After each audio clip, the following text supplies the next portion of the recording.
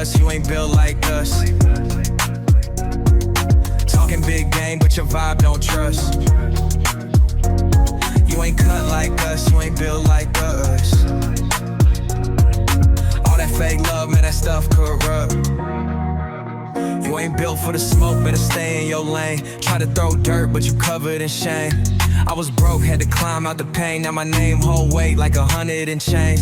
City on my back, yeah, I carry the block. I don't rap for the clout, I just talk to the gods. You was begging for a spot, I was taking the shots. Now you praying I flop, but I rise to the top. You got envy in your...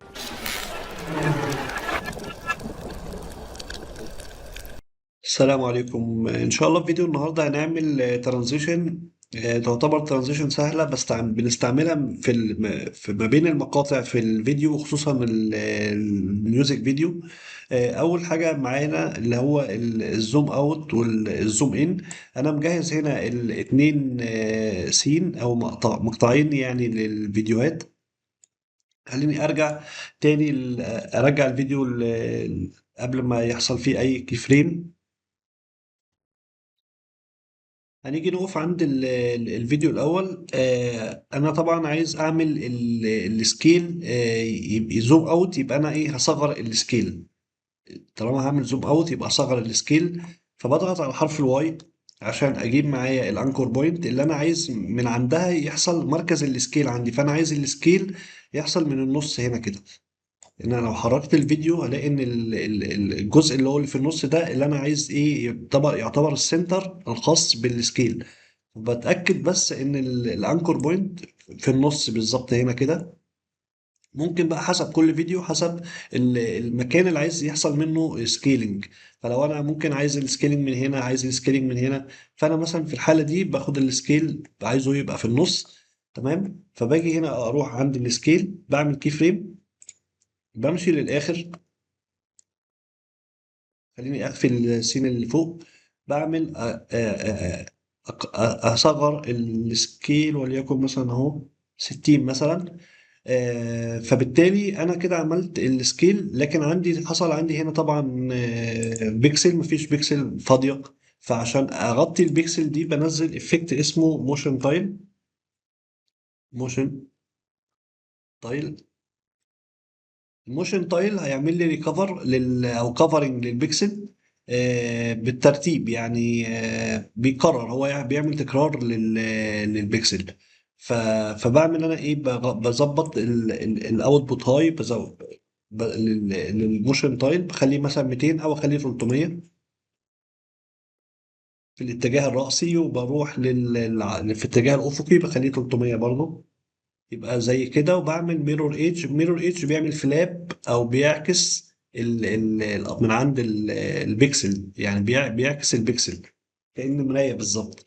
يبقى احنا كده خلصت الايه الجزء الاول اهو، الزوم اوت. بروح بقى لللاير التانية او الفيديو التاني، وباجي عند السكيل بعمل كي فريم هنا اهو. بس بكبر بقى، يعني بكبر السكيل عشان انا كأن بعمل زوم ان. وزي ما احنا شايفين انا عامل الانكور بوينت هنا عشان انا عايز الوش يفضل معايا. عايز الانكور بوينت، بغير الانكور بوينت بخليه هنا كده عند الوش بالظبط. فلو عملنا ريفيو زي ما احنا شايفين كده، زوم اوت زوم ان، زوم اوت زوم ان، يبقى احنا كده خلصنا الترانزيشن الاول. بروح للترانزيشن التاني اللي هو الويجل.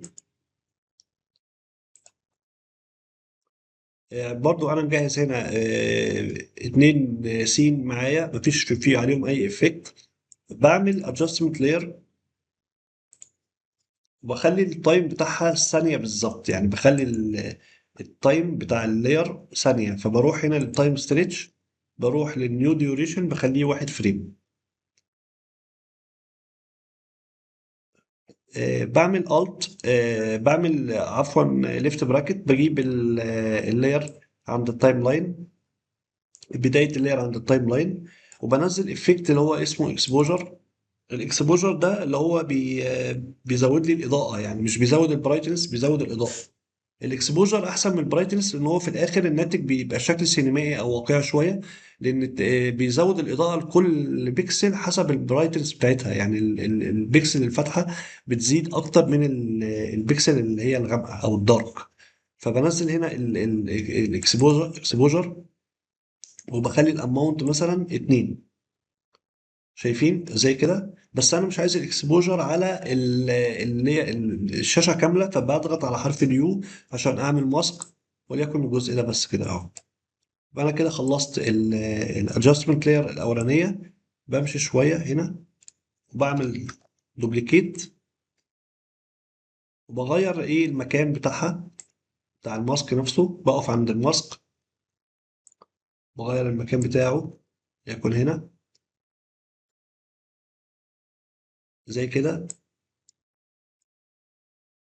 فيت. خلينا نعمل ريفيو.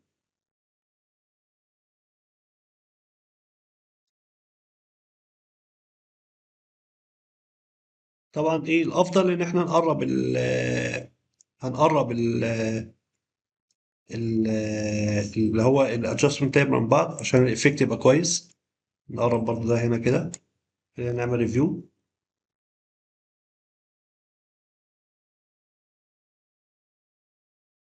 زي كده. بعمل كنترول دي، بعمل دوبليكيت، بمشي شويه، بلغي الايفكت الاكسبوجر وبلغي الماسك. هنزل ايفكت اللي هو الفيل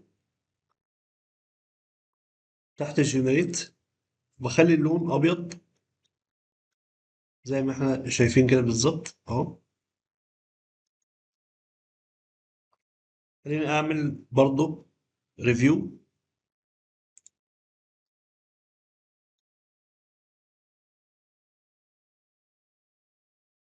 شايفين افكت يعتبر حلو جدا بيستعمل كتير يعني. فابقى انا كده عملت الاكسبوجر وعملت ايه اللي هو الفيل كولر. يبقى انا كده خلصت اللي هو هو ده طبعا الافكت ده المفروض الويجل يعني مش الاكسبوجر، بس اوكي خلاص مفيش. خلينا بقى نعمل الويجل هنا مثلا. خلينا نعمل، احنا خلصنا الاكسبوجر، خلينا نعمل هنا الويجل. فعشان اعمل الويجل بعمل نيو ادجستمنت لاير. بخلي برضو الادجستمنت لاير تقريبا ممكن اخليها 20 فريم. بروح لللاير تايم، تايم ستريتش، نيو ديوريشن 20 فريم. بخلي البتاع في النص بالظبط، يعني بخلي الادجستمنت لاير في النص وبنزل افكت اللي هو الويجل بوزيشن. الويجل بوزيشن بيعمل اوفست للبيكسل، بس هو بيحتاج رقمين، بيحتاج الاماونت اللي بيعمل فيه الاوفست يعني. هو باي ديفولت 50، بخليه زيرو. والسرعه سرعه كم حركه في الثانيه. فمثلا غالبا يعني تبقى 8 او 9. بشتغل ب 8 او 9. فبروح هنا عند بدايه الادجستمنت لاير واعمل كي فريم، وباجي في النص بعمل كي فريم تاني بخليه الاماونت 100، واروح للاخر بخليه زيرو زي ما احنا شايفين اهو زي كده. شايفين ايه اللي حصل اهو؟ كده حصل زي اهتزاز عندي. فعشان اغطي الجزء الفاضي بنزل برضو الموشن تايل معايا.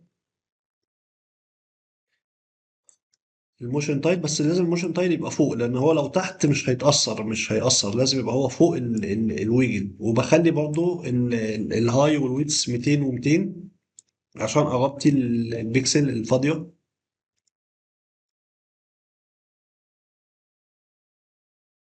زي ما احنا شايفين كده اهو. حصل زي ايه فايبريشن اهو. يبقى كأنك كده خلصت الويجل عن طريق استعملت الويجل بوزيشن، واستعملت الموشن تايل عشان اعمل كفر للبيكسل. وبالنسبه للاكسبوجر عملت ادجستمنت لاير، نزلت عليها الاكسبوجر ونزلت عليها الفيل. فبالتالي عمل لي افكت حلو جدا اثناء التنقل ما بين السين الاول والسين التاني. بروح لاخر حاجه معايا اللي هو الفريز فريم. عايز اوقف عند لقطه معينه، وعايز في نفس الوقت اعمل ريفرس، اعمل زي رجوع بشكل سريع. فبروح هنا عند اللاير اللي فوق ده، بعمل كنترول دي، وبروح لقائمة لاير وبضغط التايم، بقول له تايم ستريتش وبخلي الاستريتش فاكتور بالماينس عشان انا عايزه يرجع، فبخليه ماينس 5. 5 قليله جدا، لو عملتها ماينس 100 هترجع بنفس السرعه، يعني الفيديو كله هيتعكس بنفس السرعه. لما بقول له 10 او 20 او 30، يعني كاني بقول له اختزل لي الفيديو مثلا في مده 30% من المده الاساسيه. فانا بخليها، بقول له هنا ماينس 5، يعني خلي لي الوقت كله ينزل لخمسة. شايفين بقى 12 فريم بالظبط، هو بيديك النيو ديوريشن بقى 12 فريم. فلما هو فهو نزل لوحده اهو. خلينا نعمل بريفيو. اللي هو الاولاني عملت ريفرس، بمشي كده شويه. لو عايز اعمل برضو رجوع مره تانية، بس انا بفضل ان انا اقسم بقى اللاير عشان ما اثرش على الجزء اللي انا ايه مشيته ده. فبعمل ايه، بقسم، بعمل كنترول شيفت دي وابدا تاني كاني ماسك بادئ في لاير جديده، وبقول له كنترول دي، وبعمل نفس اللي عملناه قبل كده. بروح للتايم وبقول له تايم ستريتش، وبروح بخليها ماينس 5 زي ما احنا شايفين اهو.